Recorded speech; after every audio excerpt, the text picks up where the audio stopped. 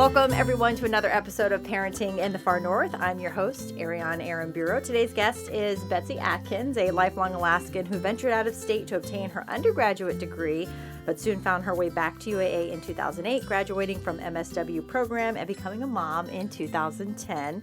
She's dedicated to supporting parents in obtaining support for their children through the power of play and supporting the mental health community in their use of play in practice. Please welcome to the podcast, Betsy, and thank you for being here. Welcome. Thank you. Now, we go way back. I don't know if people know. We went to high school together. It's true. Are we dating ourselves? As long as we don't say the year. We won't quote that. Well, first, before we kind of get into what the use of play is, tell us a little bit more about yourself Sure. and mom life. Absolutely. So lifelong Alaskan, especially on weeks like this, you can't beat it. So just feeling the need to come back to a community that I was raised so beautifully in. And I was raised by teachers, so also giving back to the community that my parents, put into. And as a parent, wanting more connections with the community, and found myself down the path of social work, and then ended up in play therapy. Yeah, So, which leads us into my first question. Play therapy, what is that exactly? Ooh, that's a great start. So play therapy is a modality of therapy. So any sort of cognitive support that you would think. So, we're sitting here as two adults able to talk and have a conversation, and you can imagine a little running around going, What's happening? What am I doing? So the use of play in therapy for kids, that is their voice. That is their ability to communicate the needs that they have. So in the play therapy world, for those that are a play therapist, they interpret it and embrace the power of play for kids, holding space, being the safe space for a kid to explore whatever they need, whether it be a trauma or whether it just be that they have a stressful life.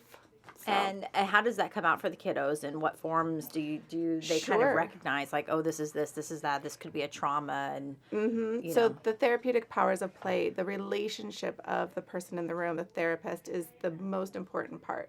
So consistency, no judgment, just holding with value and strength, and then taking those individual parts and providing parents, which is what brings us here, that understanding of where their kid is at. So we are kind of the filter of that information. The kid gets to play, be pure in that, and then we take the information and help the parents understand where their kid is at without the kid having to be like, hey, Mom, I'm 4. To express their feelings. Absolutely. So you just observe and watch them. That's so interesting. What are some things you notice or observe? Can you give examples of what something like that would look like? Yeah, so through this modality of child-centered play, you give empathic reflection. So increasing the ability for a kid to express their emotions.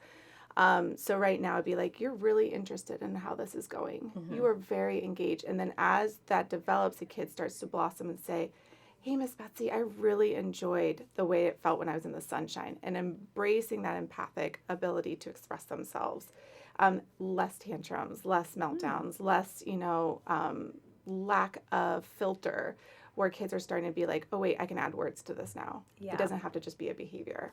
Is this something where would you advise families to kind of maybe use this as an option if they've maybe tried other things? Where does play therapy come in as a resource? Yeah, so anytime you feel like your kid is, there's a disruption in their daily functioning. So whether it be school, home, social, and there's just a discord that the kid feels unsettled, reaching out to any mental health provider and asking them if they use play in their therapy. So kids who are younger, right? So kids who are less verbally capable, or even kids who have had a really big trauma, the earthquake, COVID, divorce, things that happen that disrupt the norm.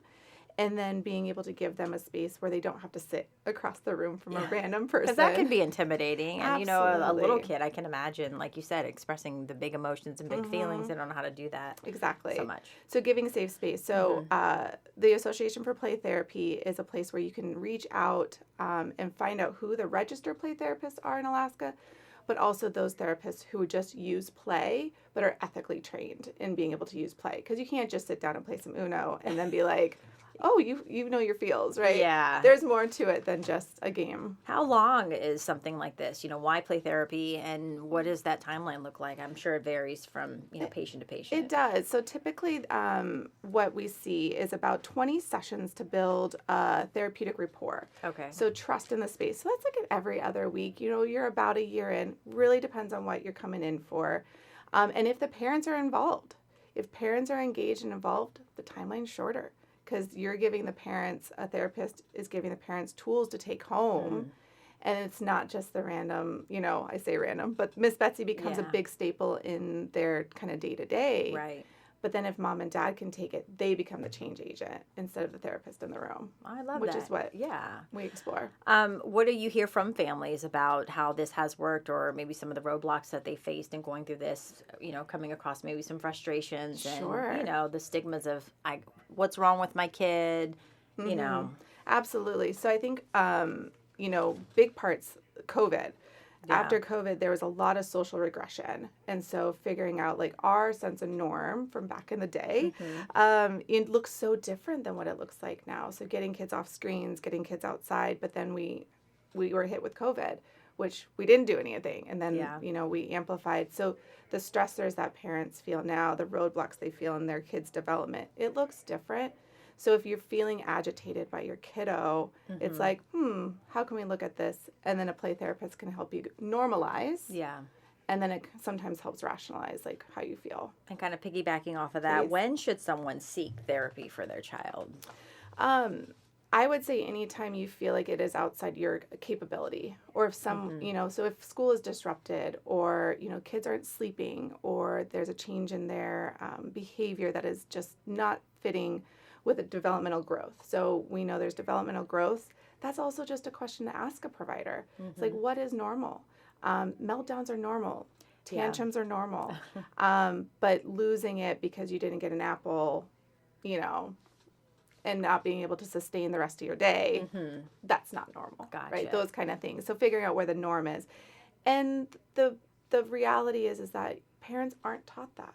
Yeah. We aren't given. There is no rule book to parenting. I've been interviewed a whole bunch of people and all parents, and let me tell you, everyone's different. Every kid is different. Yep. And so even just seeking support to just check in, I think it needs to be more of a norm. I think it needs to be part of a person's narrative of like, hey, am I doing this to best fit my kid's needs? Am I matching my kid's needs? And then allowing space for a kid to play out with no judgment and being like, yeah, you guys are great. Yeah. Like, you're going to have hard moments, but you're fantastic. What age ranges do you see for play therapy? Is that just littles? Do you go all the way up to, No, teens? all walks of life. I was talking with the mobile mental health crisis with APD, and they were talking about using some of the play therapy tools that I've taught them over the years indirectly when there is a trauma, even with an adult, sitting down and playing a familiar thing because it breaks the tension in the space. So I personally see elementary and younger, so I see down to 2. I do elementary because I do social skills groups, and so that platform is a little bit different. But I know lots of providers who do a lot of work with neurodivergent kiddos who that looks different, bringing in their preferred Dungeons and Dragons or, magic. But up into even doing sand tray with adults, couples, people, play is used more than it's not anymore.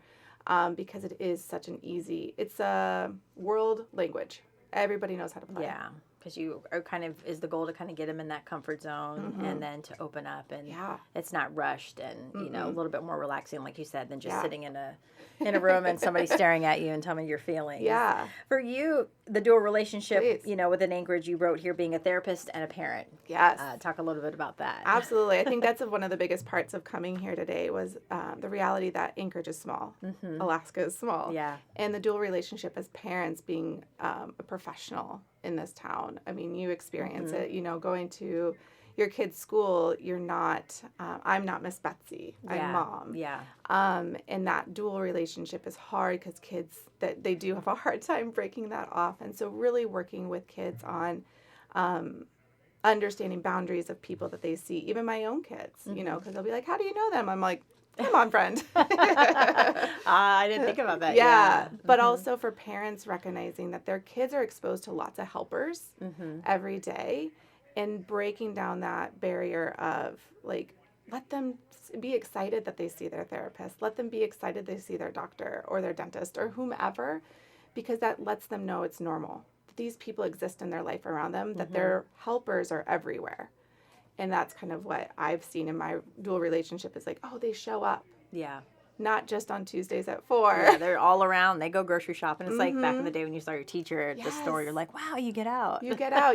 You do go home. Yeah. But breaking that because this town is so small. Yeah. I play summer league softball sometimes. And so when I see my kids out and they're just like, you do these things too, it helps the relationship. And for parents to see them normalizing that they see their helpers other places also helps that relationship build. How did you get into this field? I mean, when you think of therapy and just the mental health umbrella in general, it casts a wide net. It does. So how did you narrow it down to this and I was continue it? I was working in a sex offender group home in California. Really? And it was an interesting experience. But with that, social work is such a vast degree, and I knew there was one here. And it took me a while in the journey, but I took a class on family play therapy called Filial, and teaching parents how to be the change agent. It felt like teaching, and it felt like home. And that still is my credentialing. I have a certified Filial trainer, and teaching parents how to do what I do because they are the person with their kid all the time. And that matters to me. Like, I'm with them once in a while. I can hold space. But the trajectory of a kid's life, to have that attunement and attachment with their parent is beyond. Well, we're glad you're bringing that, your skill set here, your you. hometown where you grew up. If somebody's interested in this, where do they begin? Where do they start? Is it kind of a phone call? Is it an assessment? Yeah. So if anybody's ever feeling like they want to explore more with play therapy, they can reach out to the Association for Play Therapy, Alaska, mail@akapt.org. We can set them up with finding a provider in town. The association isn't a brick and mortar place. It's just a hub of play therapists in our town. It's a national-based thing. Play therapy's only been around for about 40 years, though. Really? It's very new in the evidence-based part of things. But Alaska, we've got about 47 members. We're tiny. Yeah. We're trying. But there are people, and like I said, to end of life. It doesn't matter. If you feel like play is a modality that you would like to explore with your kid or yourself, being able to connect and that kind of a thing. I think family play therapy is beyond, like, there's no words to express, like, watching a parent be able to be the one. Yeah. And that building that confidence within a relationship. Well, it's just, as a parent, another tool in your toolbox, because like I said, there's no rule book to parenting, and you're trying to do the very best that you can. And, for families and parents, I imagine you have that conversation about giving them grace, giving themselves grace a lot. Absolutely. Oh, and my poor kid, my own 2 kids get thrown under the bus often about how Miss Betsy is not perfect. I'm still mom. Yeah. There's hard moments. And so talking about rupture, repair, and all those parts, like, it matters. You have to normalize the disruption in relationships because it's real. And how do you start that conversation? Does it start with the kiddos, with the families or parents? Some families do have that stigma around mental health, seeking help. If they do go down that road, that something's wrong with my kid. How do you have those conversations? I've worked with the school district on helping get that play conversation out there so kids are more seeing it more. And I also think that like doing the social skills group that I do, which is a less intensive therapy, it's more just building with the like-aged kids. Kids start talking about it. They can start to just be like, or they see kids that are familiar in, things. They're like, oh, you go to Miss Betsy too? And then we start to talk about a little bit of boundaries. But talking about it more, I think it's way more accessible than it was when we were kids. Yeah. I think a lot more kids are recognizing the mental health, whether it be TikTok, Instagram, or wherever, but finding a provider that fits. Beyond anything, the takeaway, I think, for any parent is you don't have to settle on a provider. Finding a good fit for your family because they could be part of your life for a really long time. Which goes into how do you know it's a good fit for your family? Yeah. What are some things to be thinking of? What are maybe some red flags? And, I would imagine it's kind of like just that feeling like if you know, you know. If you know, you know. But I also ask questions. Okay. Challenge. They are the professional in the room, but challenge. hey, I'm not too sure about this. Like, talk to me about why you use this, or explain more to me about play. Because there's a whole range of types of play therapy. So some play might not fit for your family structure. Aggressive play, some families are not able to surround, like I have Nerf guns in my play office. And I will say, I respect that. I will take them out for you for when your kid comes in. But I can hold space for that. But the conversation it's not, I am never offended when a parent challenges. So that's something, if you feel you're like, oh, they did not enjoy that I was inquisitive on whatever. You got to know. Yeah. It's a lot easier to change a provider than it is like a teacher. Yeah. Right? You got to, but kids are a lot more flexible. So also, is it me, the parent, having a hard time, or is it my child? And if it is your child having a hard time, definitely explore why. Yeah. You know, Alaska's a big state. We have rural Alaska. For families out there that are interested in this type of resource. Do you guys, are able to try to branch out and hit those communities? We do. We actually have a fair amount of providers up in Fairbanks, Tok, a few people, I think, in Bethel. Okay. Down in Southeast, too. We're doing pretty good, actually. So, again, great reason to reach out to the association to connect with those people. I do know South Central Foundation, they do an amazing job of training their clinicians and even their BHAs, people who do frontline work. So anybody rural that's maybe connected with Tanana Chiefs or South Central, just asking for that modality. And if they don't have it, reach out to the play and we'll get some training and we'll support them. That's also we will absolutely support training people in Alaska. On a day like today when we're recording this, it's absolutely gorgeous outside on a summer day. Do you guys take your play outdoors? Do you encourage that? I imagine with Alaska in the summers, but also in the winter. How do you navigate the cold and the darkness? And absolutely. It really, I think it depends on where your clinic is and if you have an outdoor space, because unfortunately there's logistics and rules to liability. But I do think that I know like South Central has outdoor space and there's different places, but get out there and... or just even encouraging, like, after a session for parents to take it. Hey, your kid's still playful. Yeah, go to Cuddy Park. Yeah, exactly. Go to the park. Yeah. What would you want Alaskans to know just about this topic? I'm learning a lot as I do these podcasts, which is wonderful, and this is your platform to be able to share. So what else didn't I ask, or what do you feel is important that you want to mention about play therapy? Well, when I think about the idea of play therapy and parenting I feel there's at times when parents are nervous to ask the questions because they don't want to be a bad parent. And I tell my parents, you are here. You are showing up, and that to me is not a bad parent. So they worry there's a stigmatic view of they're bringing their kid to get mental health support, that they at some point messed up or they didn't go right. And I'm even getting emotional thinking about that, but I'm like, you are here and your kid is better for it. And so when I think about providing care for kids, I'm like, getting through the door is the hardest first step. Yeah. And so everything after that, even if there's hard moments, just encouraging you that if there's something you need help on, there are people to support you. And I'm sure they see it's a community. Absolutely. Knowing you're not alone is the biggest thing when it comes to like these mental health and some of these road barriers that people walk through. Is like you'll go and maybe if you see another family sitting there, you're like, oh, okay. It's not as scary. Mental health and getting therapy is not the big bad wolf. It isn't. And at the end of it, when you walk away and you're like, ooh, that felt good. Yeah, that's a release. Yes. Oh, that's great. Yeah. Again, give the information, resources. How can people connect with you? So Alaska Association for Play Therapy, mail@akapt.org. And we will connect you on with that. You can research the therapeutic powers of play. Anything that is with the Association for Play Therapy is going to have true factual information and evidence-based practices. Well, some great talks, good information. Betsy, thank you so much for coming on and sharing that. We will post this. And, of course, if you listen and you want to reach out, she gave the information. So thank you so much for coming on. And good to see you, good to see old friend. And thank you all for listening to another episode of Parenting in the Far North. Don't forget to like and subscribe.